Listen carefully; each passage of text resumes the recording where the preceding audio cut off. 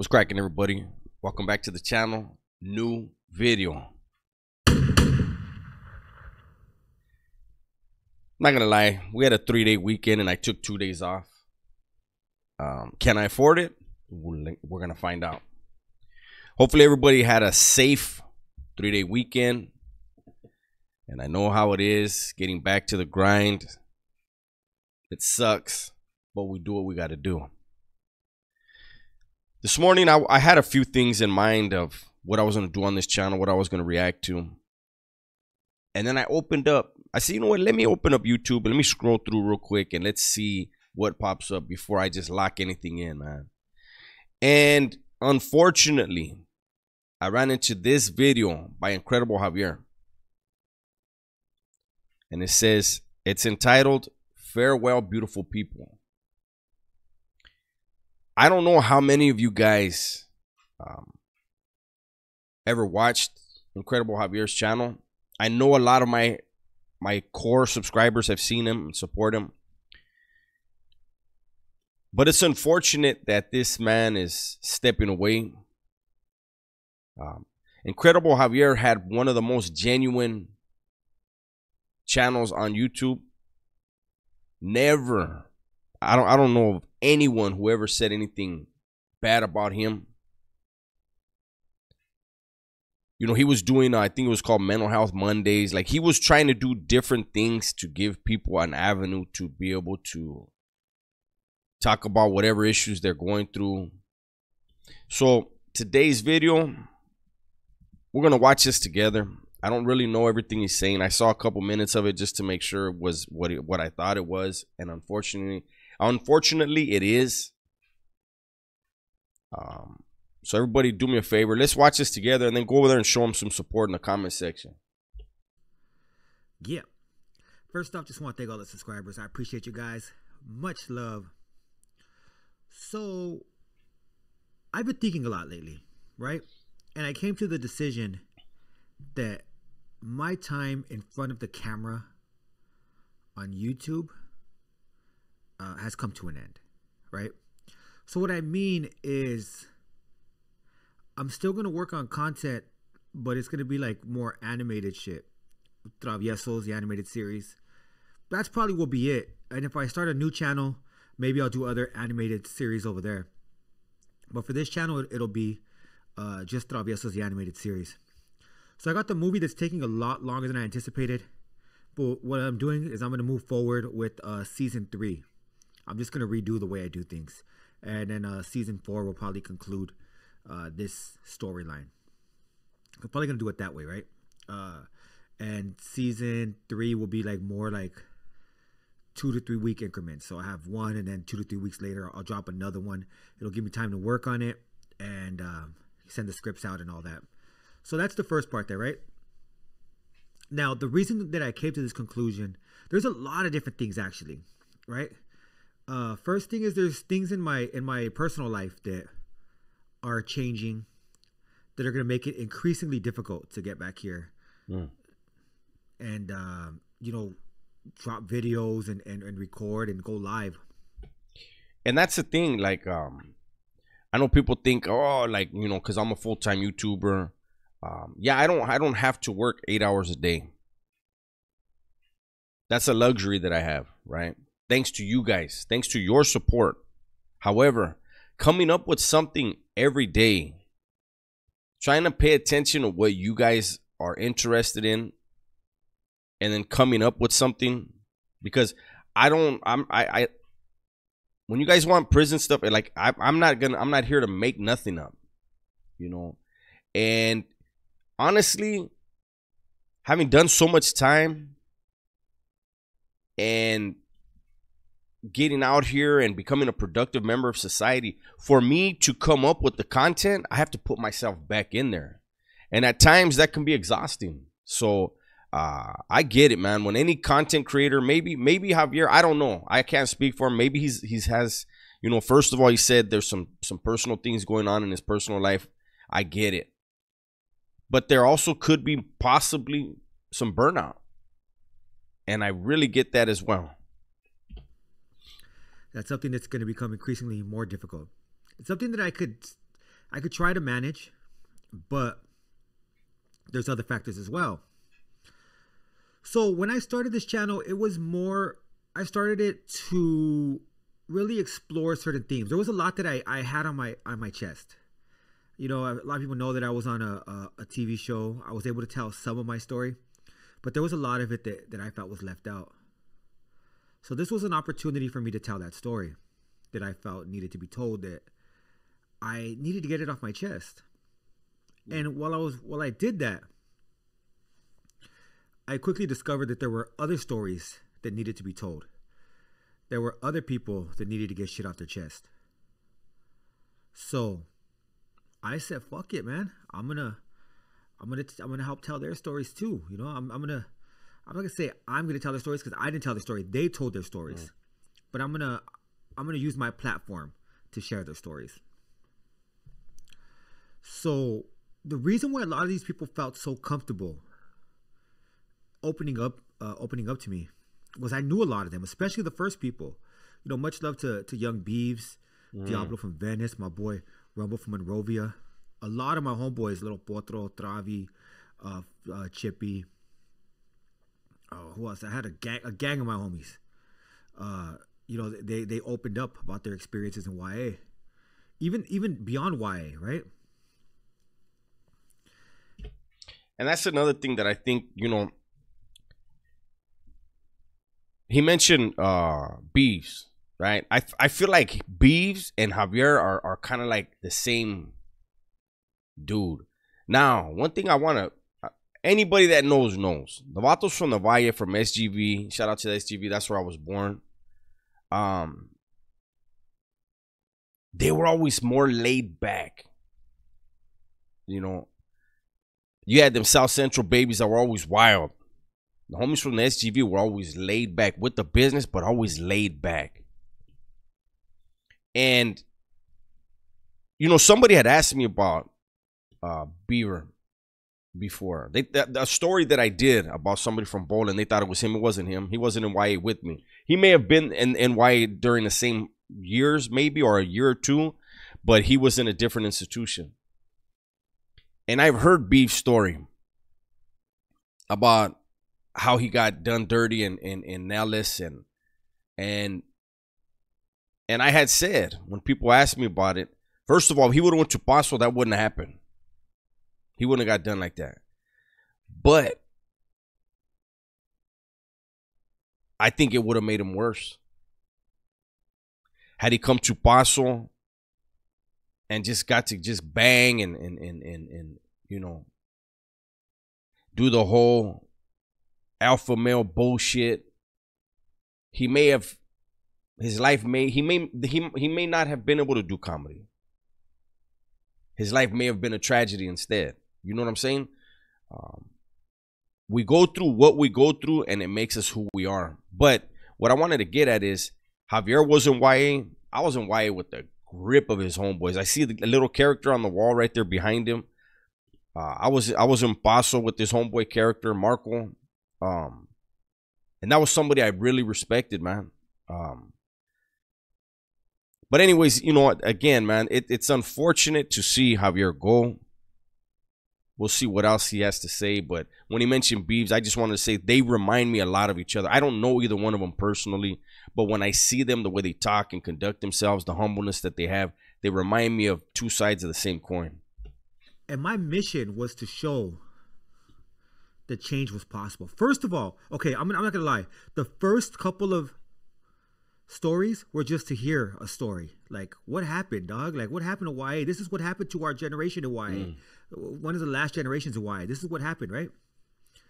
Then I quickly realized a lot of us had changed. A lot of us weren't the same people that we were when we were going in and out and when we went to YA. And that was a story I wanted to tell. How did so many people end up changing, right? What was that journey like? And that was the story I was looking for. I was looking for those stories. Thankfully, a lot, like I said, a lot of my boys that I grew up with, they were, you know, they were making those changes. So that made it very easy for them to open up to me because they trusted me. They knew me. I was somebody who had these shared experiences with them. And real quick, sorry for cutting them off, but for those that don't know, El Monte Flores, when I was in Paso and when I was in YTS, was one of the deepest, biggest barrios in both places. These guys were deep. So when he says, you know, a lot of his homeboys are doing this and this and that, take it as facts. I remember in I think there was like 25 of them in YTS, 25 or 30 in YTS, and I know there was at least 20 of them in Paso, you know. That's a damn shame when you think about it, right? So just in those two institutions, there was almost 50 of them, or around 50 of them. Kids, killers, lost, putting in work. And why, I've said it a gang of times, man, YA was not a place to make anybody better, to learn a lesson. It was a place where sadistic staff preyed on at times, but most of the times encouraged lost kids to become monsters. It didn't take much. You know, like I said, in YA, there was a lot of that alpha. There was a lot of dog eat dog. I saw shit happen there that you would never see in the joint, as far as vatos punking their enemigos to the point of turning them into a punk and then pimping them. YA was not a place where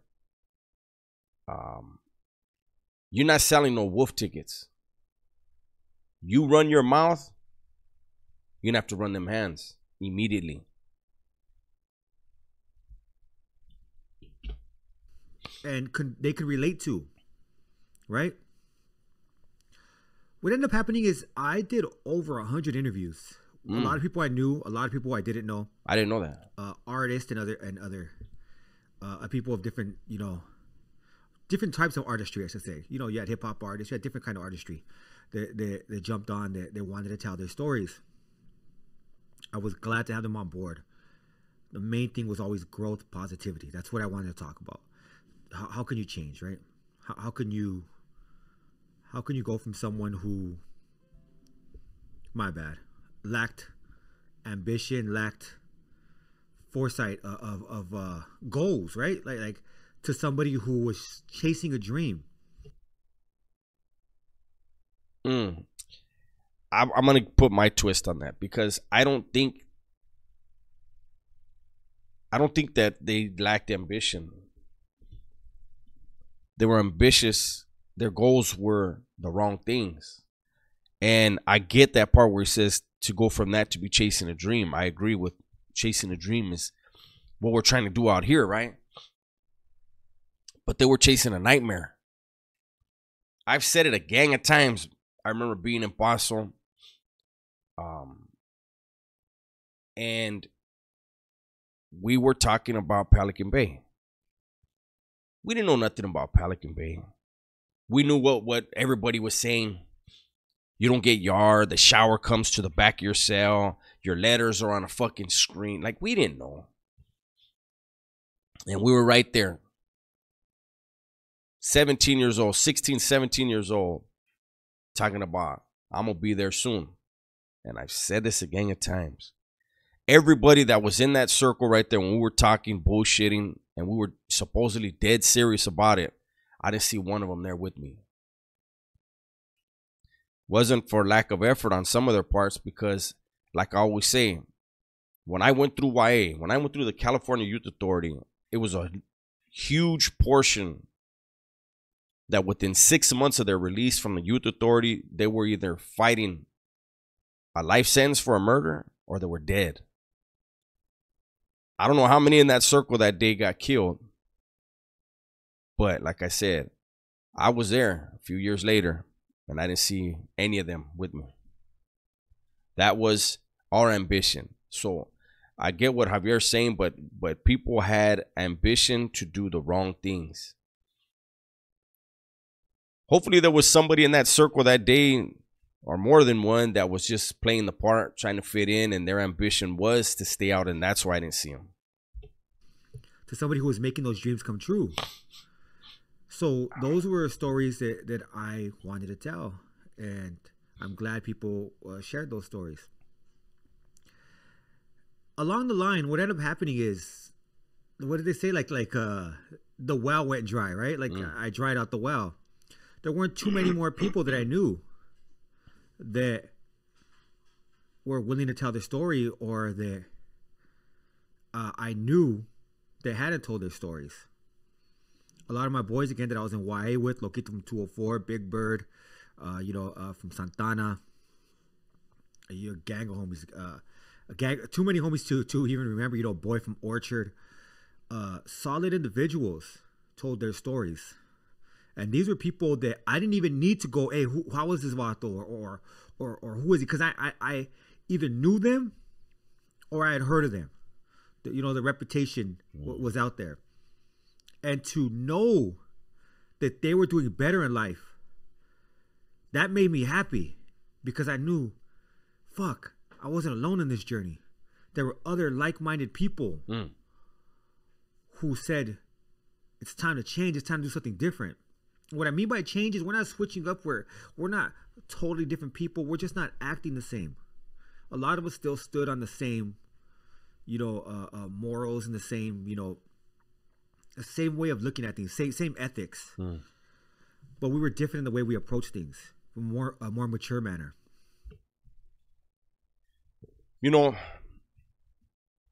I've said it, I think, in a live, and I'll say it here. And then what I'm going to do is probably end this. We're only 7 minutes in. This is a 23-minute, 38-second video. Hopefully after you guys watch this, you'll go over there and support him and wish him well on whatever his journey is after this, right? But what he just said right now, I had planned on doing a video, and I'll just talk about it right here. I was going to do a separate video, but I'll talk about it right here. Why I made my YouTube channel. I've mentioned it before in lives, because that's usually when I was asked, but I'm going to mention it here. I'm going to talk about it here. So it'll be in video form. I didn't know you could make money on YouTube when I started this. But one thing, a promise that I had made, it goes back to my parole hearing. And I told the board that I cannot leave this earth with my greatest impact on it being that I was a killer. I can't. And I said, I need to get out, and I need to be productive and successful in life, because that is how you honor your victims. If you smoking people and then you can get out of prison and then you go back to living that lifestyle, you're disrespecting anyone you ever victimized in your past, your family. You're saying fuck everybody. That's not me no more. Am I perfect? Absolutely not. Not even close to it. But when I got out, it was, okay, how do I give back? I can become successful and productive in life, but if I'm not sharing my story and giving back that way and trying to stop someone from following in my footsteps, then I fail. That's why when I first got out, I've said, I went and spoke at juvenile hall. I spoke at various different schools all over San Diego. I spoke at several colleges. And I enjoy doing that. But the reality of life on the streets is you got to pay your bills. There's not enough hours in the day to do both, right? So I had to work. And for the majority of time that I've been out, I had at least 2 jobs at a time, right? So how could I share my life experiences, my point of view, and try to steer a few people away from following in my footsteps? YouTube. I don't think I don't remember seeing another prison channel when I started. And when I started, I didn't know anything about YouTube. And like I said, it was not to get money. I didn't even start realizing that there's good money in YouTube till about 2 years ago. It was more, let me give you a glimpse at what it is. And you know, in the beginning, I was very, I didn't want to talk about prison at all. It was once I realized I had to that the channel started blowing up. I'm still very cautious in speaking about certain groups. It's not for me or anyone else, in my opinion, to mention them or get into the details of their thing, right? But to each their own. But that's the reason why I started this channel.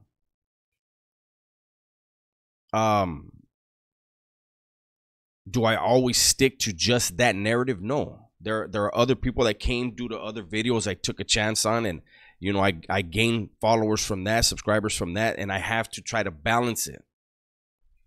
But at the end of the day, this channel is my therapy. The other channel especially is my therapy. And no matter what we do, the more successful you become, the more hate that comes with it. But there's way more love than hate that I get. And the comments that mean the most are the ones where they're saying, you helped me become better through your videos. That was the goal.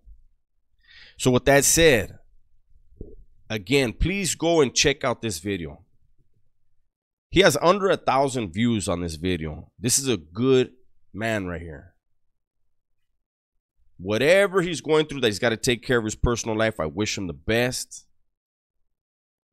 And I wish him all the success along his journey. But I want you guys to do me a favor. Go and check out his video. Watch the whole video or as much as you can. And make sure you leave a comment and wish him well. With that said, that's my video for today. Everybody, please be safe, be smart, and tell the ones you love that you love them. I'm out.